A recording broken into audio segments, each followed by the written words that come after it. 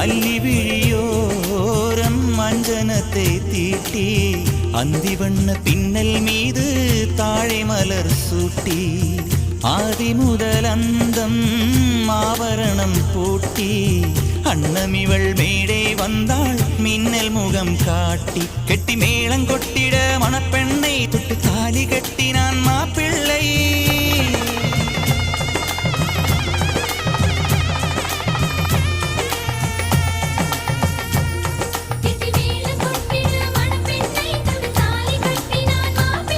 இந்த ஏழை நெஞ்சமும் நீ வாழ என்றும் பூக்கள் தூவும்